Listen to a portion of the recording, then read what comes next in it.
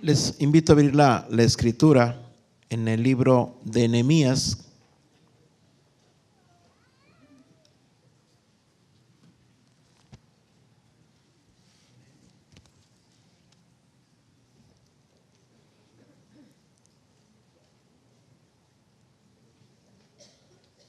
En Nehemías 3, versículo número 1. Y les invito a que se unan conmigo en la lectura y en sus lugares. Nehemías 3, ¿lo tenemos? Dice así la palabra. Entonces se levantó el sumo sacerdote Eliasib con sus hermanos los sacerdotes y edificaron la puerta de las ovejas.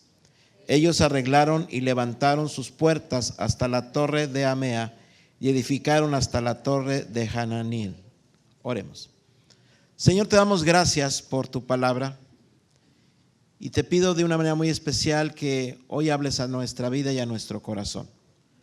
Sé por testimonio propio que tu palabra nunca volverá vacía, que esta semilla espiritual pueda germinar al 30, al 60 y al 100 por uno, y que hoy también tu nombre siga siendo exaltado y glorificado, oh Cristo Jesús.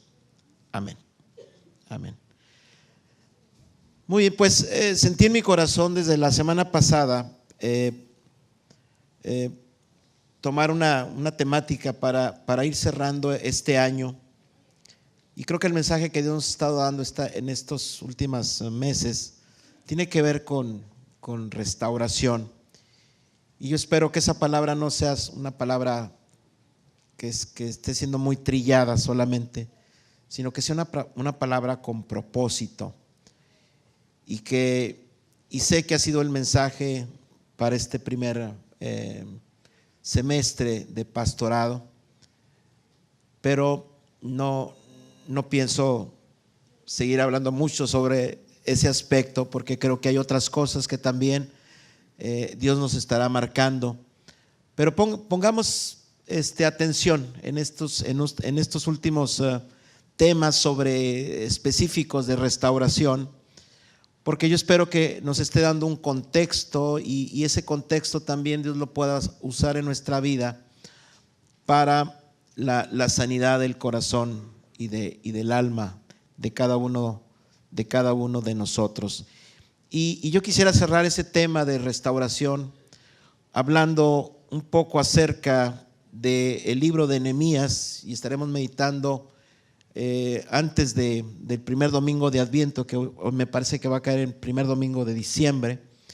Así que tenemos algunos domingos todavía y martes de oración y de estudio para hablar sobre las puertas y los muros de Jerusalén que fueron restaurados por Nehemías y un equipo que él preparó y fue guiado por Dios para hacerlo. Así que bajo ese contexto, recordemos algunas cosas del libro de Nehemías. El libro de Nehemías es un libro que por lo general siempre lo relacionamos con liderazgo, y es correcto. Pero también es un libro que hoy podemos nosotros relacionar con la restauración, no solamente física de algo, sino también es espiritual. Si tienen sus Biblias abiertas en el libro de Nehemías, capítulo 1 y 2, tenemos el antecedente de que Nehemías fue un hombre, por llamarlo así, él era el guardaespaldas del rey Artajerjes, ya que él era precisamente la persona que estaba encargada de la seguridad de él, y él tenía que probar los alimentos y el vino que le servían al rey, porque a veces lo podían envenenar. Entonces era una manera de protegerlo, él era el guardaespaldas de alguna manera. Y él tenía un lugar de privilegio al lado del rey. Sin embargo, hubo algo que a él le podía mucho cuando recibía las noticias del estado de la ciudad de Jerusalén. creo que cuando amamos un lugar y ese lugar ha sido devastado por alguna causa física o algún siniestro en específico o alguna guerra, creo que son aspectos que nos pueden llegar a doler muchísimo cuando nuestras raíces están en ese lugar. Y creo que ese es el caso de Nehemías. Y si ustedes siguen recordando esta historia, él dedica un tiempo de oración y de ayuno aproximadamente por 4 meses, porque él quería realizar algo por su pueblo, por su nación. Y Dios lo favoreció. El rey Artajerjes lo notó triste y esa era una mala señal, porque era como, a ver, Nehemías, ¿por qué estás triste? A ver, eso pudiera causar hasta desconfianza en el rey, de que él quisiera también matarlo o algo así. Entonces, sin embargo, Artajerjes tuvo la sensibilidad de escucharlo y darse cuenta que realmente no era porque él estuviera faltando a su puesto de guardaespaldas, sino realmente que había una preocupación en su corazón, y recibió el favor del rey para hacer algo por su pueblo. Y en el capítulo 2, Artajerjes envía a Nehemías a Jerusalén y le da precisamente licencia y autorización para hacer algo por la ciudad, además de darle cartas para que lo franquearan, para que lo cuidaran. Y Dios le concedió todos los beneficios que él necesitaba para hacer algo por Israel. Si ustedes van a Nehemías 2, versículo 11 y hasta el 13, en el versículo 13 específicamente dice que él salió de noche cuando llega a Jerusalén y empieza a hacer un viaje, una rutina sobre Jerusalén, y observé los muros de Jerusalén, dice que estaban ¿cómo? Estaban derribados, y sus puertas que estaban consumidas por el fuego. Es decir, la fotografía que nos está mostrando este versículo es precisamente de un siniestro, de una desolación sobre Jerusalén, una ciudad destruida. Nehemías tuvo un momento muy, muy íntimo y personal con Dios y consigo mismo para observar. En su caballo recorrió mucho de lo que estaba devastado y no le declaró, dice en el versículo 16, él no le declaró a nadie lo que él estaba haciendo en ese momento, hasta el versículo 17, que entonces él señala y da un diagnóstico que era obvio, por supuesto, pero a veces es importante que nos vuelvan a decir a veces de lo que carecemos. Y les dice: vosotros veis el mal en que estamos, que Jerusalén está ¿cómo? Está desierta, es decir, está desolada, hay desolación, sus puertas consumidas por fuego. Y él hace una invitación, y es una invitación que hoy yo también quisiera que todos entráramos en esa invitación. Venid, Divino Salvador, iglesia, y edifiquemos el muro de Jerusalén. Esta es nuestra Jerusalén. Y no estemos más en oprobio. Es decir, que no haya nada que tengan que decir de nosotros, porque tú y yo somos un real sacerdocio y una nación santa.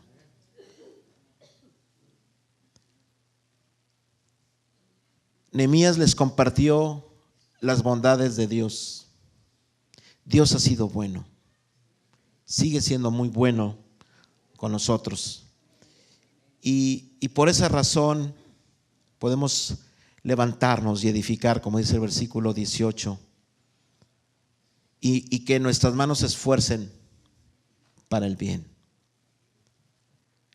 Cuando nosotros nos disponemos a hacer el bien y queremos restaurar es que todo vuelva a su punto original, a la plenitud de lo que Dios desea. Eso es lo que significa restauración. Que no haya tristeza en tu corazón y en tu vida. Lo importante es que tú seas feliz, seamos felices, ¿sí?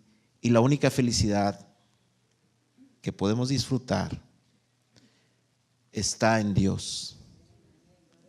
Él es quien nos hace felices para poder nosotros hacer felices a otros, ¿sí? Ahí radica el principio de la felicidad. Y así que cuando nos disponemos a hacer algo en favor del Señor, siempre se levantarán los enemigos. Aquí se levantan 3 enemigos. Uno se llamaba Tobías,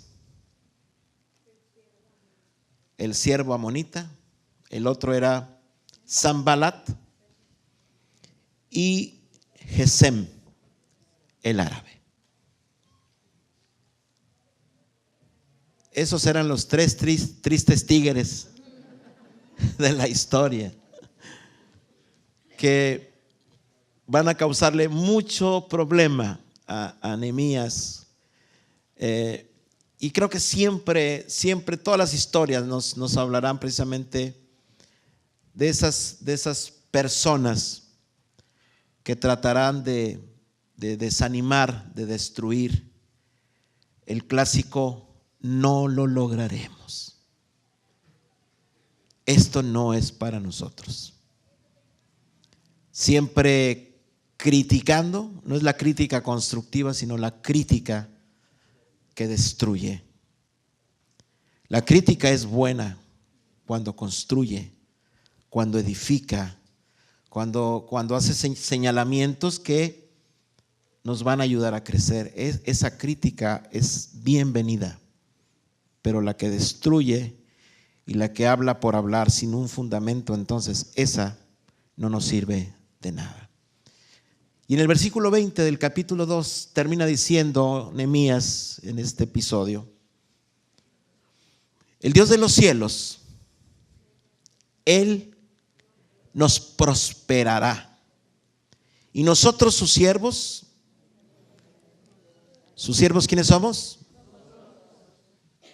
Desde mi hermano de la camisa roja, que hace mucho que no platicamos,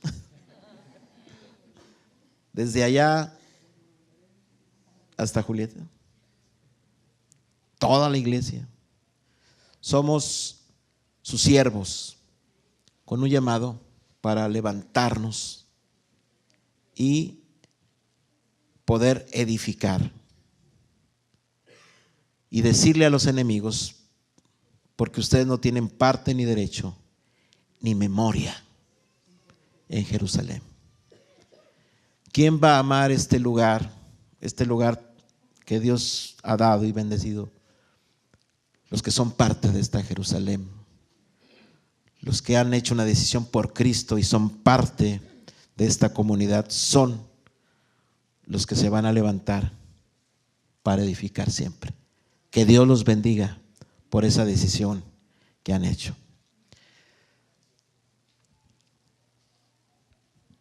El libro de Nehemías encierra una historia de aproximadamente 25 años.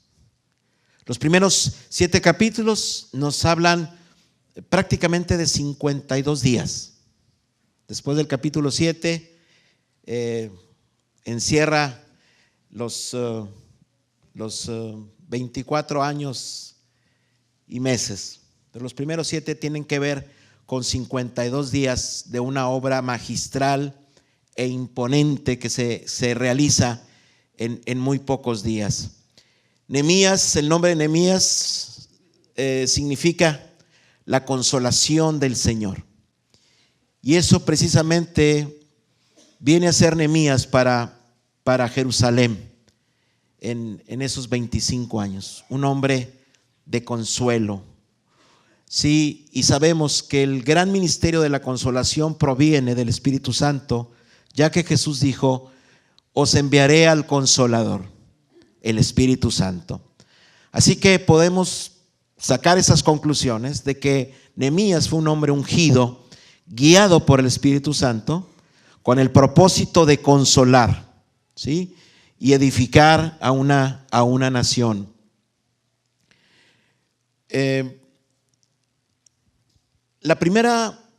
Lo que vio Nehemías fueron las puertas destruidas y los muros.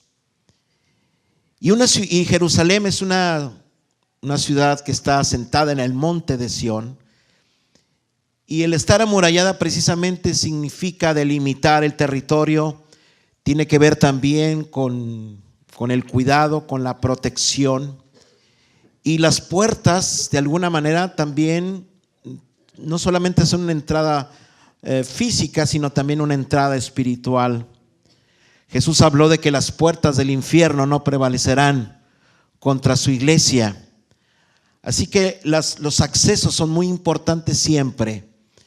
El tener el cuidado y la vigilancia de quién entra y quién sale y cómo entró. Y cuando una ciudad fortificada, sus puertas ya no existían o ya no funcionaban, entonces era fácil presa de la rapiña, del robo. No había seguridad. Así estaba Jerusalén, sin una seguridad física, sin orden, sin límites, a la deriva la ciudad, en desolación. Y la primera puerta que se restaura es la puerta de las ovejas. Ezequiel 34:16 nos dice: yo buscaré a la oveja perdida y haré volver al redil la descarriada. Vendaré la perniquebrada y fortaleceré a la débil. Dios siempre nos ve a ti y a mí como ovejas.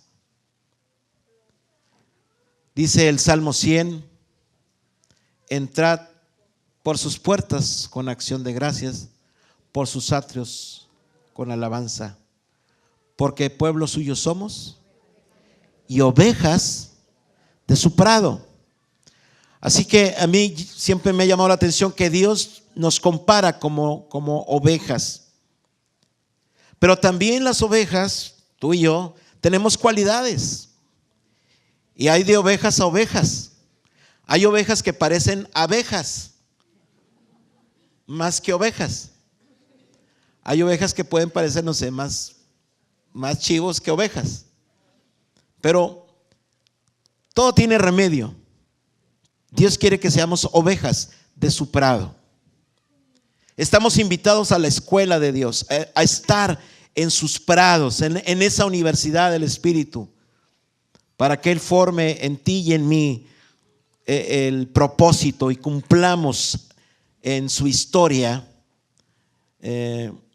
algo bello y sublime para Él. El Señor busca la perdida, y eso es maravilloso. Nehemías tiene que buscar también a las ovejas, al pueblo que está perdido, que está descarriado, que han perdido el rumbo. Jerusalén en ese momento es un caos. Y no solamente los enemigos de Jerusalén son Tobías, Sanbalat y el árabe, sino también los mismos judíos que han perdido las proporciones, ¿sí? Y han equivocado el rumbo y han estado también siendo instrumentos para oprimir al mismo pueblo de Jerusalén. Así que hay mucho que poner en orden por parte de Nehemías. Hay mucho tendrá que hacer Nehemías en la búsqueda de las ovejas perdidas de Israel, para que vuelvan a entrar al redil y pueda ser nuevamente el prado anhelado de Dios, Jerusalén. Pero dice que él va a hacer algo con la descarriada y vendará a la perniquebrada y fortaleceré a la débil. Hermanos, las ovejas, en lo que a veces hemos podido leer, estudiar, ver de la naturaleza en documentales, las ovejas son muy interesantes. Y hay ovejas, y yo espero que, a ver con cuál nos podemos identificar hoy, en esta mañana. A ver cuál eres, qué oveja eres tú. Está la oveja madura. ¿Qué les parece?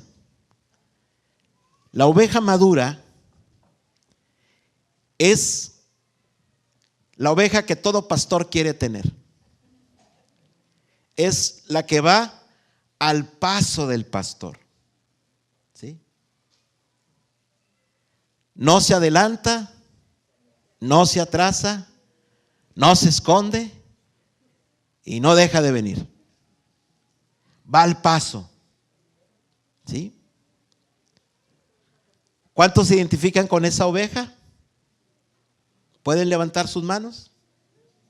Si no, no la levanten, no hay problema. Si no es su caso, no es examen, no vamos a reprobar a nadie. Creo que nomás una hermana levantó la mano. Hermana. ¿Alguien? Bueno, muy bien. 3, vamos bien.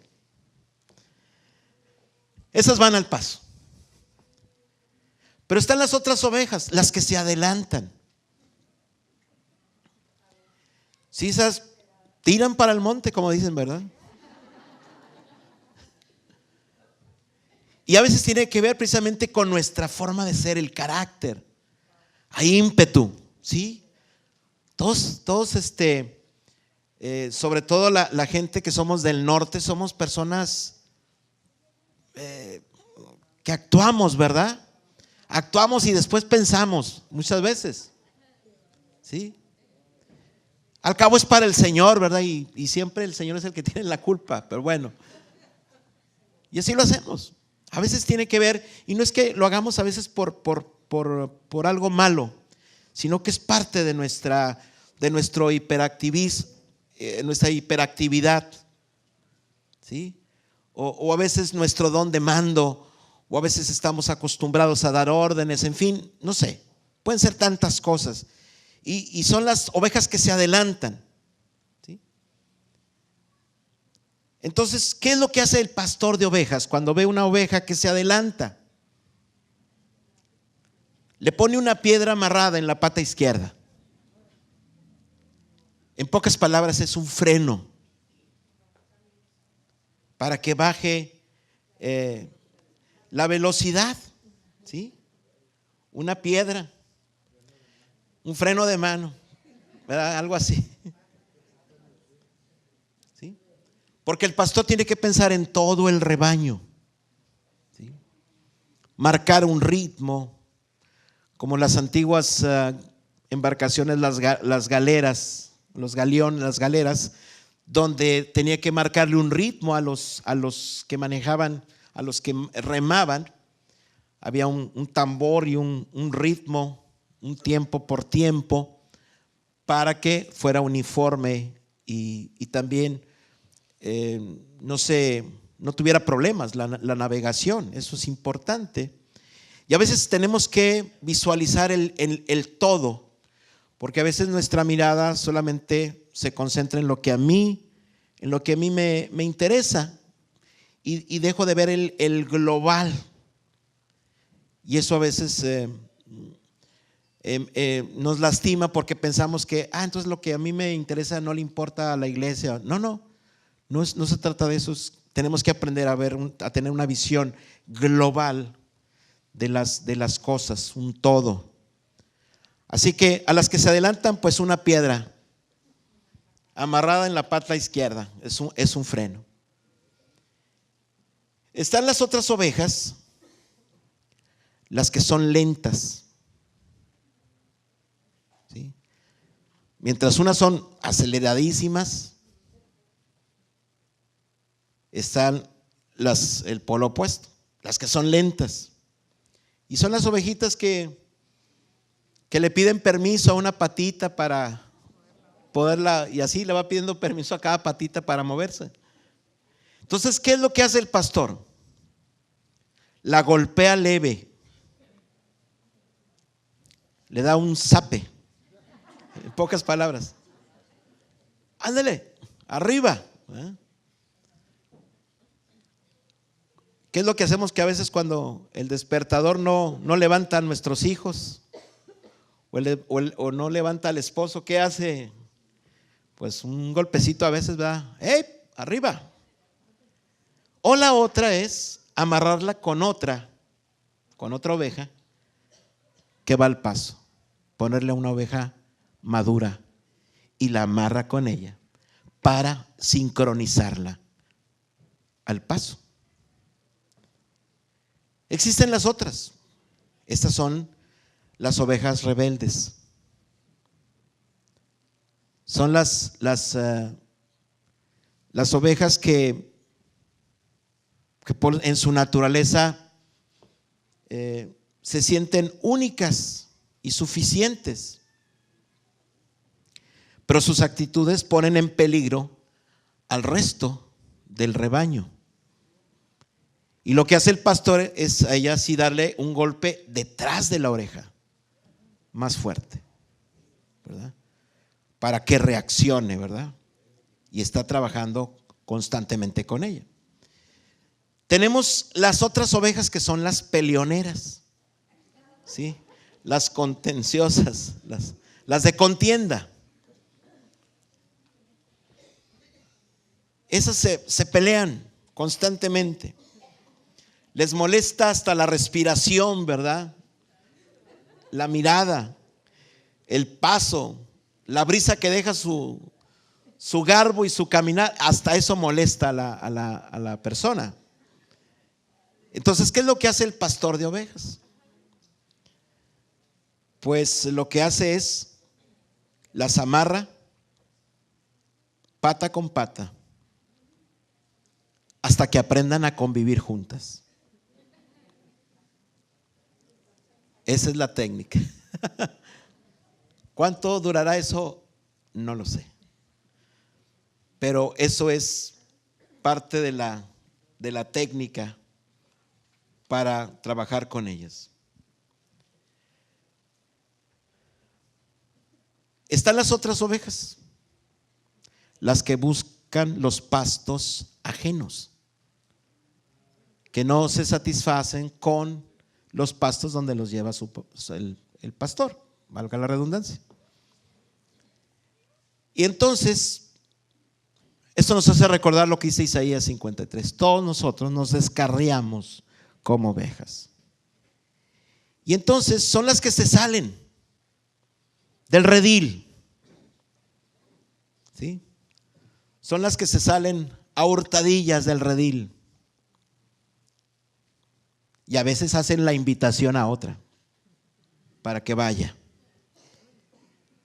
Y entonces lo que hace el pastor cuando se da cuenta es, le echa aceite amargo a esos pastos ajenos para que los rechacen y se mantengan dentro del redil.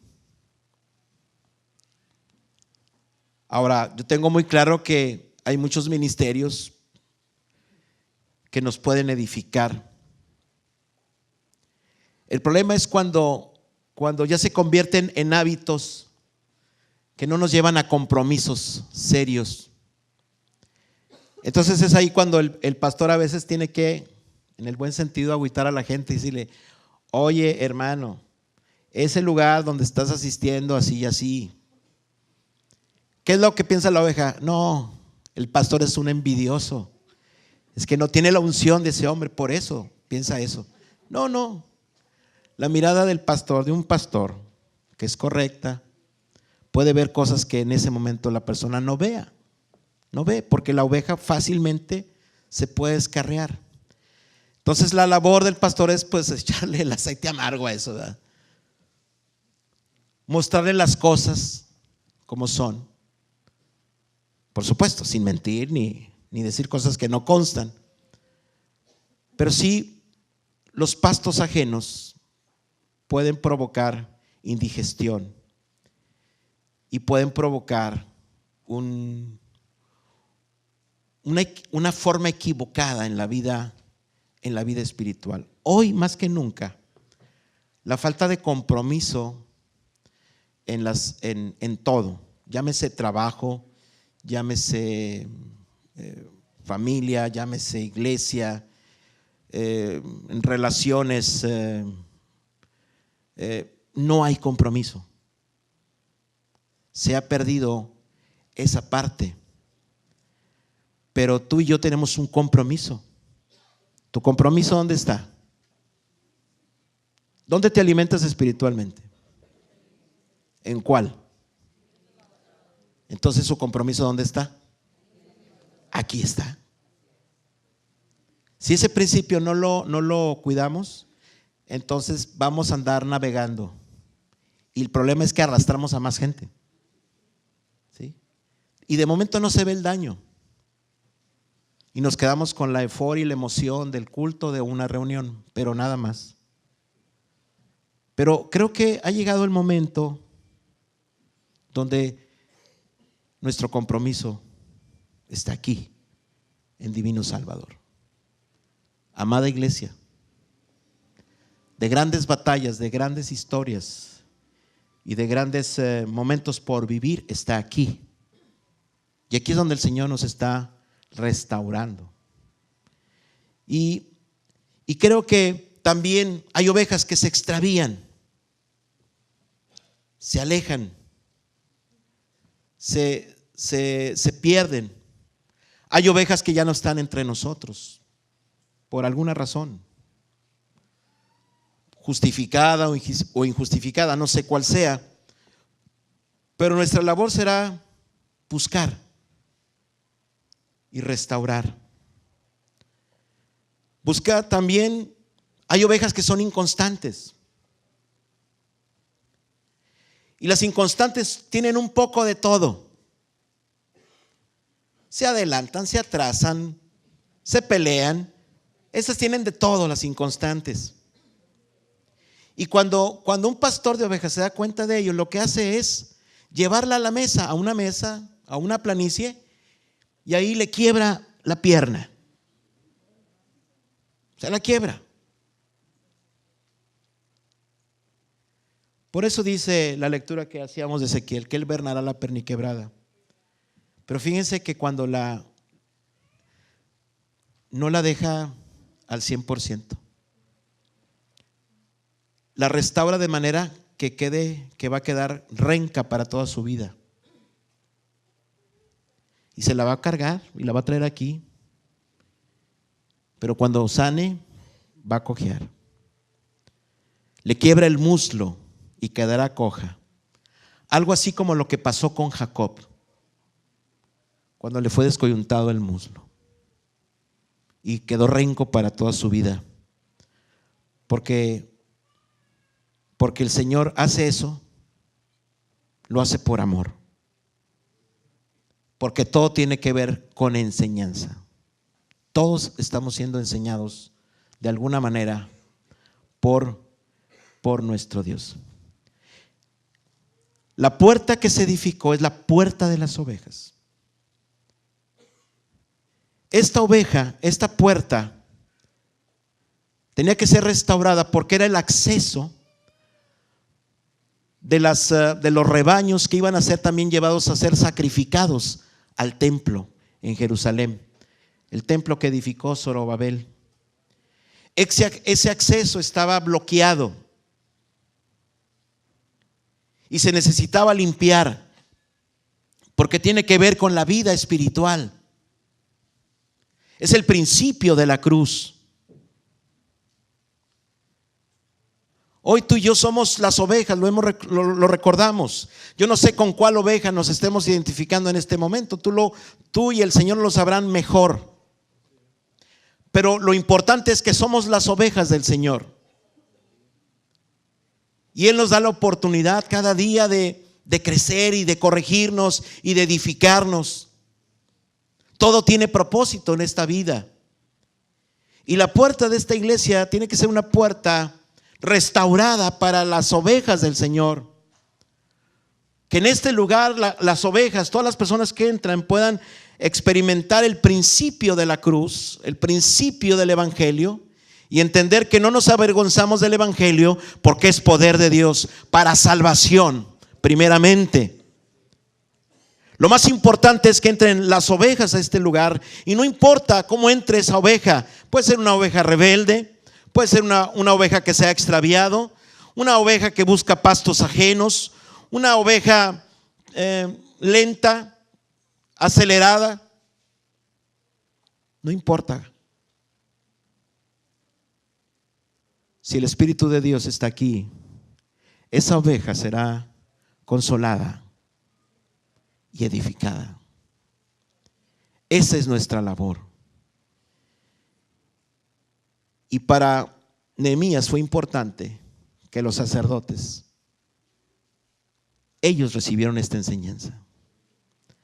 Ustedes tienen que trabajar en esa puerta, trabajar con las ovejas y no descuidar el sacrificio continuo, el holocausto al Señor. Entonces, lo que hoy podemos traer a memoria es, y para ir cerrando este momento, les invito a que vayamos a Juan capítulo 10.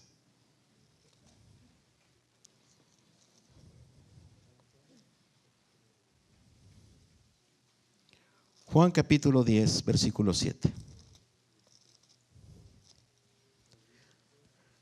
Me llama la atención cuando Juan el Bautista ve a Jesús, su familiar, su pariente, su primo,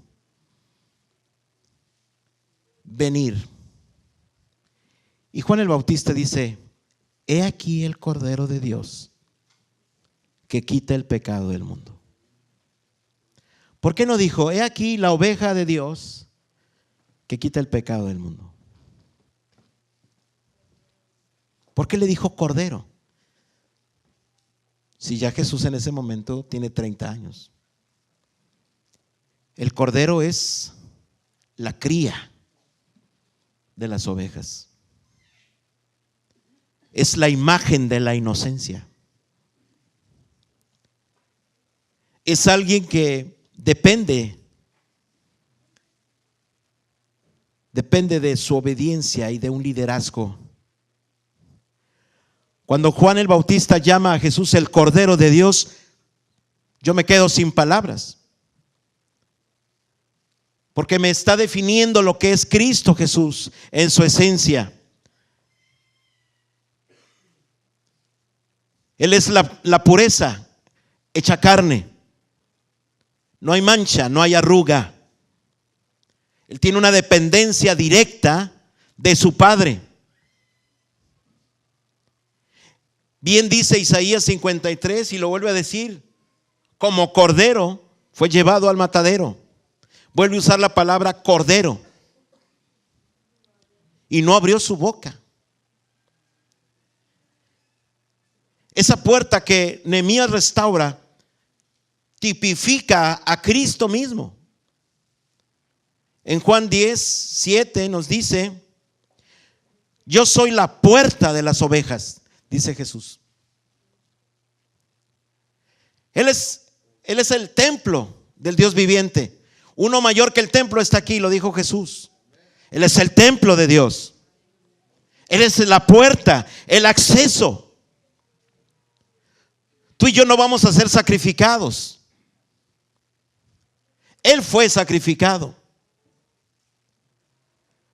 Y Él, por ser sacrificado, Él abrió una puerta, un acceso.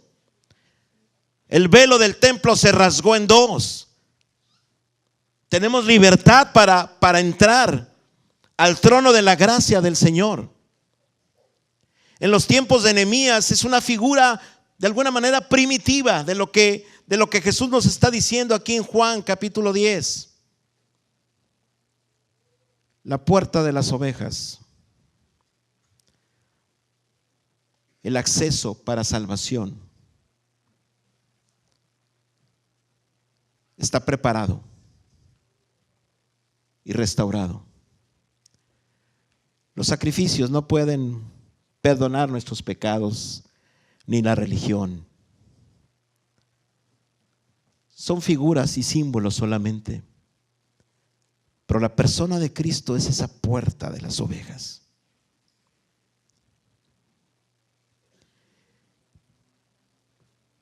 Yo soy la puerta, dice Juan 10:9, y el que por mí entrare será salvo, y entrará y saldrá y hallará ¿qué? Hallará pastos. Y es ahí cuando el Salmo 23 cobra más sentido. El Señor Jesús es mi pastor, nada me faltará. Y en lugares de delicados pastos me hará descansar, junto a aguas de reposo me pastoreará y confortará mi alma, y me guiará por sendas de justicia por amor a su nombre. Aunque ande en valle de sombra o de muerte, no temeré mal alguno, porque tú estarás conmigo. Tu vara y tu cayado me infundirán aliento. Esa es la restauración. Eso es lo que Nehemías en su ejemplo nos está hablando acerca de lo que hace Jesús. Buscar al que se ha perdido y entender algo que tiene que entender la iglesia en el mundo, yo así lo creo, es que podamos reconocer que Jesús es el príncipe de los pastores.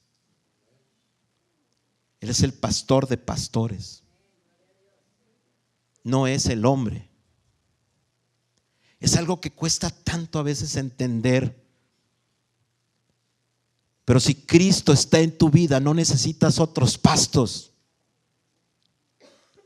Él te guía. Pero a veces quizá nuestra necesidad humana de ver a alguien o de sentir algo o a alguien nos lleva precisamente a buscar íconos y figuras, ministerios que son para la edificación del cuerpo. Yo soy el primero en reconocerlo. Yo mismo he sido edificado por ministerios, pero entiendo que el príncipe de los pastores es Jesús de Nazaret. Hoy tenemos que honrar al Hijo como nunca antes. Honrad al Hijo, a Jesucristo. No es el tiempo de darle tributo al hombre, porque nosotros somos polvo, pero nuestro Jesús es el eterno. ¿Cómo hacerle entender al mundo hoy que Cristo es el príncipe de los pastores?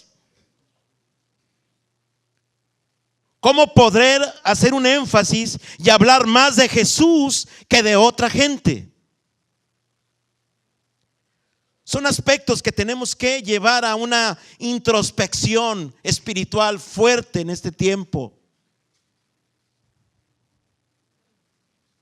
No se trata de hablar más del apóstol Pablo, del apóstol Pedro, de Abraham, de Isaac, de Moisés, de los héroes de la fe. No se trata de hablar de un hombre en especial.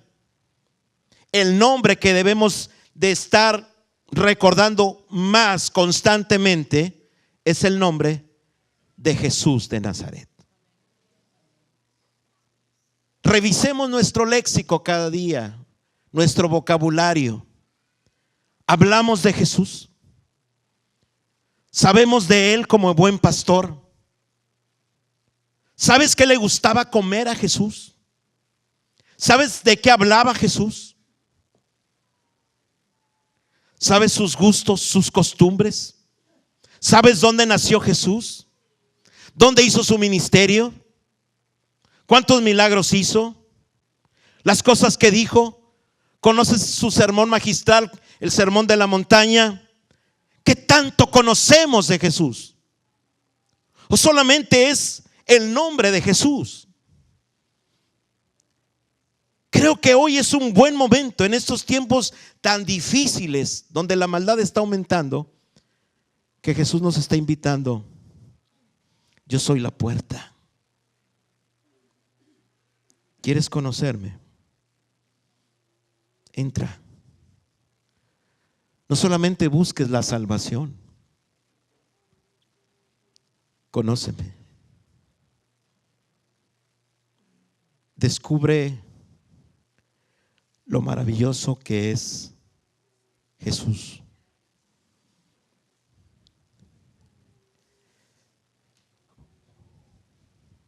Juan 10, versículo 17 dice: por eso me ama el Padre, porque yo pongo mi vida para volverla a tomar. Mientras las ovejas eran sacrificadas sin preguntarles, a Jesús no le quitamos la vida. Él puso su vida. Y versículo 14 dice: y yo conozco mis ovejas, y las mías me conocen. ¿Conoces a Jesús? No te estoy hablando de la oración que hiciste para aceptarlo, no. Conocer a Jesús. ¿Qué piensa Jesús? Lo dice la Biblia. Su mente, sus gustos, sus costumbres, su forma de tomar decisiones, la sabiduría que Él tiene. Yo te soy sincero, me falta mucho por conocer a Jesús todavía, porque Él es el infinito, el eterno. Pero tenemos que hablar más de Él, más de Jesús, y vivir más con Él. Esa es mi reflexión muy personal como cristiano. Olvídate que soy pastor, como cristiano, como un redimido más. Dios nos está llamando a conocerle, a ser oveja de su prado, entender mi compromiso con Él. Él es un cordero, como dice aquí. Si Él pone su vida, versículo 7 a mí me dice algo. Él es el cordero con inteligencia espiritual. Eso, Colosenses 1:9 habla de la inteligencia espiritual. Jesús tiene esa inteligencia espiritual. ¿Y para qué es la inteligencia espiritual? Para andar dignamente, agradándole, dice, en todo, llevando fruto y creciendo en conocimiento. Para eso es la inteligencia espiritual, según Colosenses 1:9. Y Jesús nos demuestra esa inteligencia. Supo andar dignamente, agradó en todo. Por eso el Padre dijo: tú eres mi Hijo amado en quien tengo complacencia. Llevó fruto. Porque Él dijo: no solamente voy a buscar las ovejas perdidas de Israel, sino tengo otras. ¿Cuáles son esas otras ovejas? Nosotros. Y los que se sigan agregando. Lo importante también es aquí, y esa es una invitación. Y nos dice Jesús: yo no soy un pastor asalariado.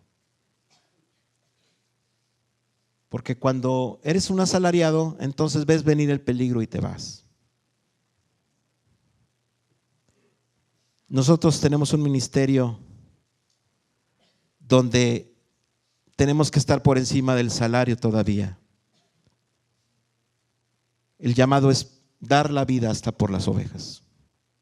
Ustedes, en memoria de Cristo, si fuese necesario. Ese es el grado de privilegio al que Dios nos ha llamado. Nadie tiene mayor amor que aquel que puede dar su vida por sus amigos. A eso nos ha llamado el Señor. Quiero terminar este momento agradeciéndole a Dios. Esta semana tuve un accidente bastante fuerte en mi persona. Y quiero agradecerle a Dios primeramente porque estoy con vida, porque pudo haber sido de muerte. Y pues darle gracias a Dios por su protección, su fidelidad, y darle gracias a Dios por la vida de la iglesia, de sus oraciones, de toda mi familia en la fe, que han estado muy al pendiente a través de llamadas y de mensajes de texto. Es hermoso poderte sentir amado también por la gente, por Dios primeramente, por la gente, y entender que también yo soy oveja. Todo tiene un propósito siempre, guardar nuestra vida. En estos momentos para mí es un milagro, un volver a nacer nuevamente. Y solamente pues para comentarle a la iglesia que sí salí muy golpeado, sobre todo esta parte derecha.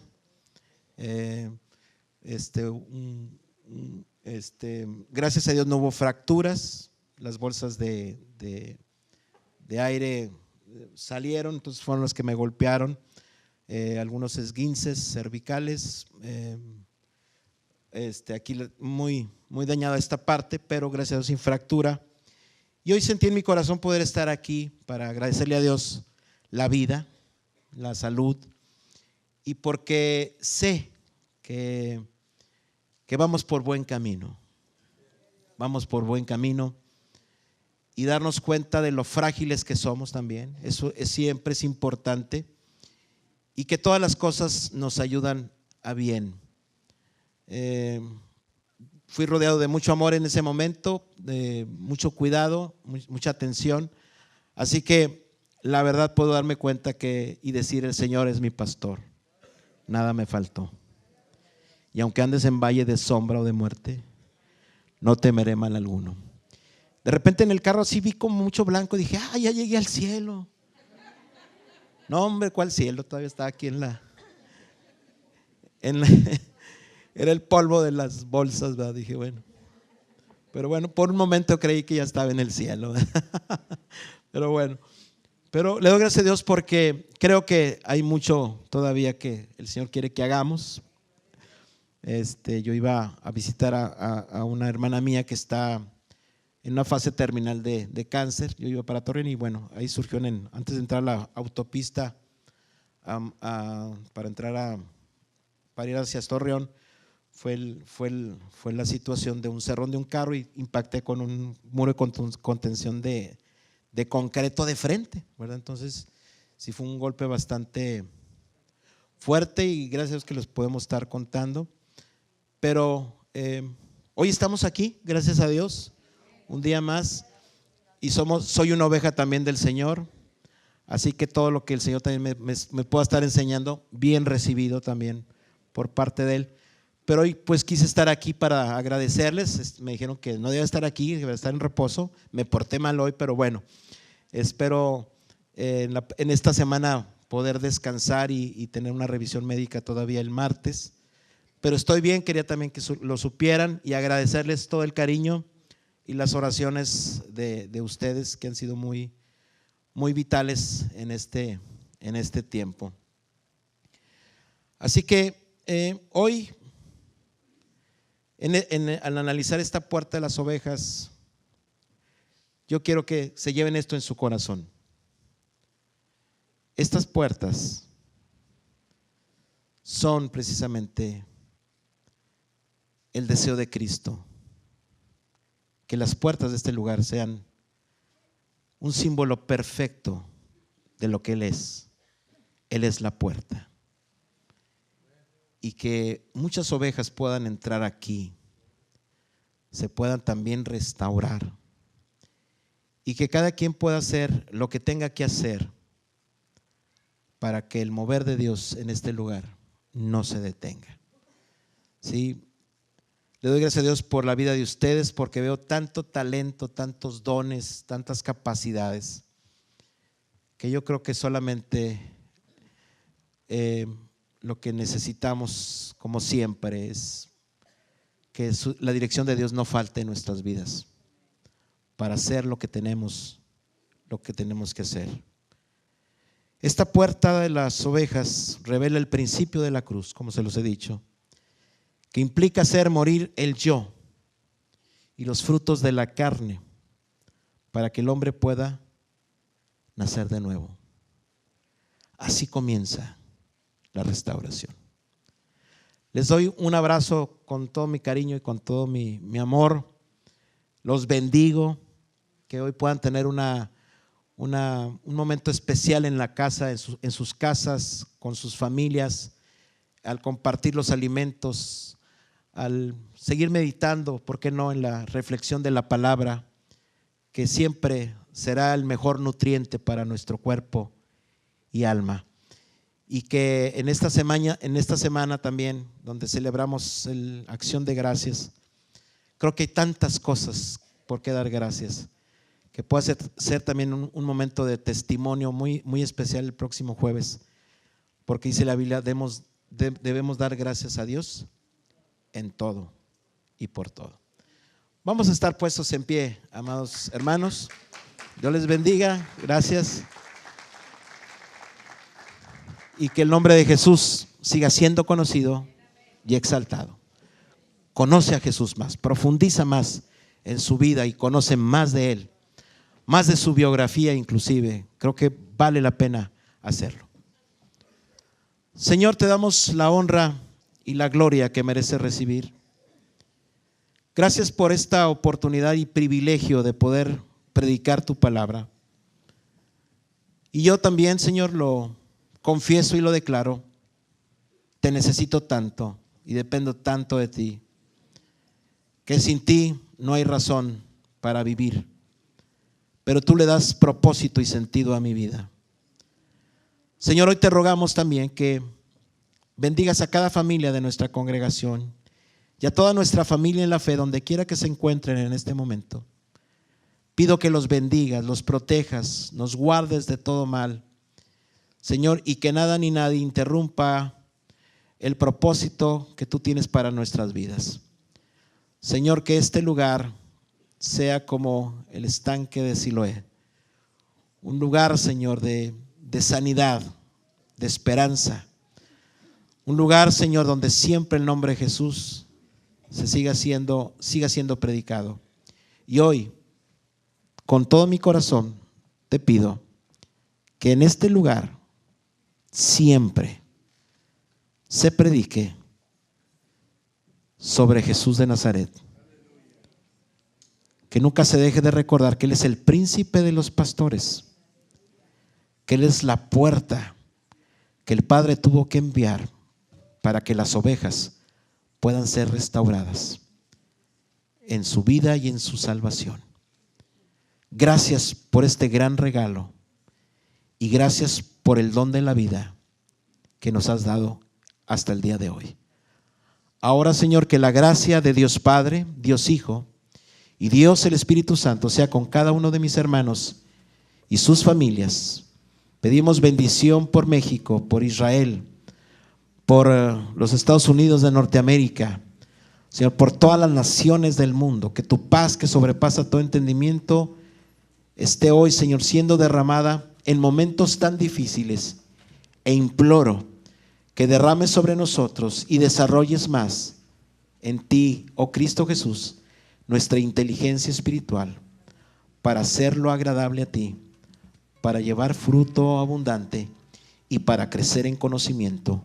Colosenses 1:9. En el nombre del Padre, del Hijo y del Espíritu Santo. Amén. Amén.